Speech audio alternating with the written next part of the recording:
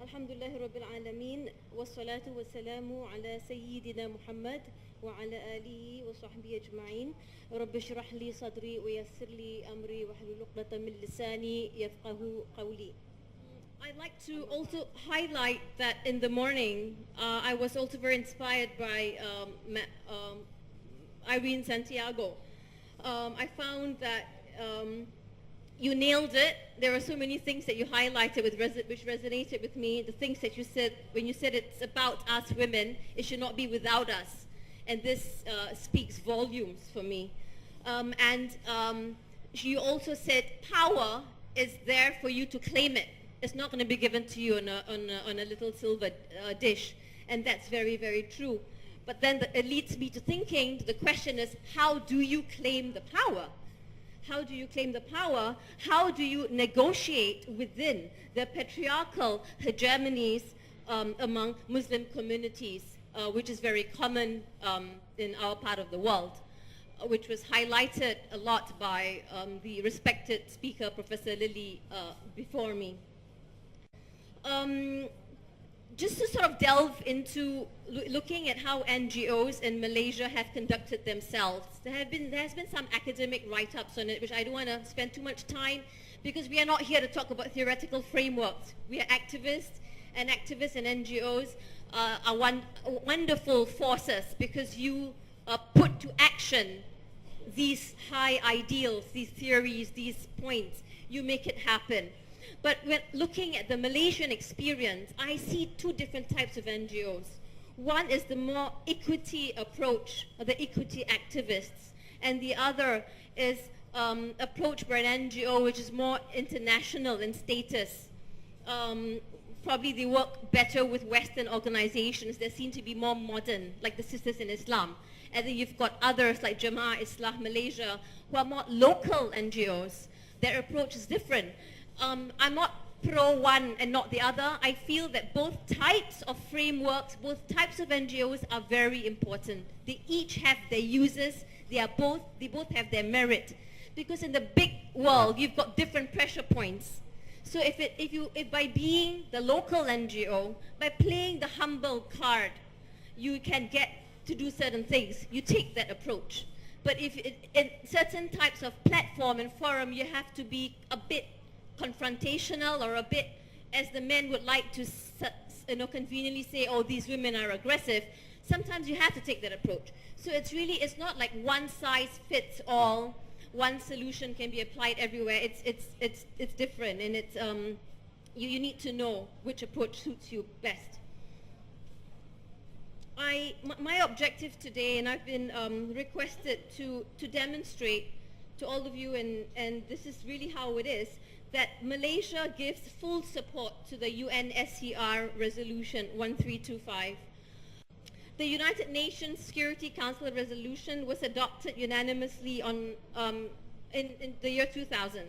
It was a first formal and legal document from the UNSC that required parties in a conflict to respect women's rights and to support their participation in peace negotiations and in post-conflict reconstruction. So it means that in Mindanao, in the south of Thailand, where there are conflict and there are negotiating tables, women, means all of you or your leaders, must have a seat in those tables. The thing is, the Prophet Muhammad sallallahu alaihi wasallam have said, women, we have a role at home. I'm a mother, I have 2 kids. And later I will go into the different tradition, the hadith, the actual instances in Islamic history, which shows that women, we play very, very important roles as mothers, very, very important roles as wives. But you have the freedom given by Rasulullah sallallahu alaihi wasallam to play a role in public sphere. Did you know that? Do we all know that?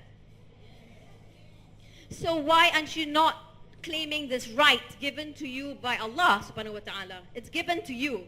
It's given to you, and it's given to your children. And you need to start to break the cycle now.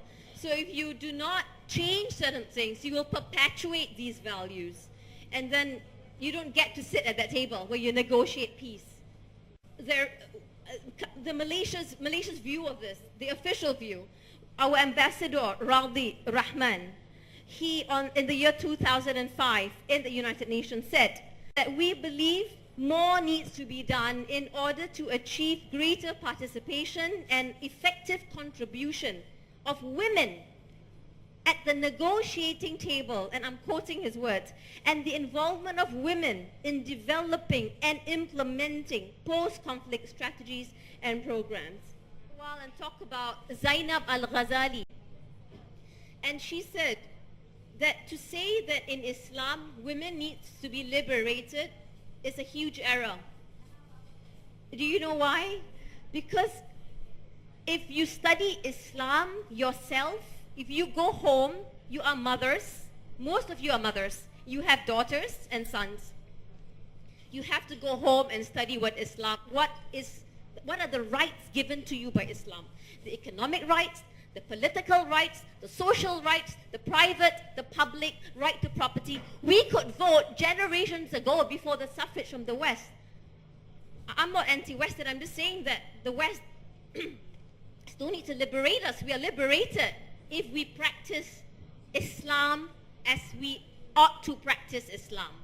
As we practice Islam as the way the Prophet taught Islam. You owe it to yourself.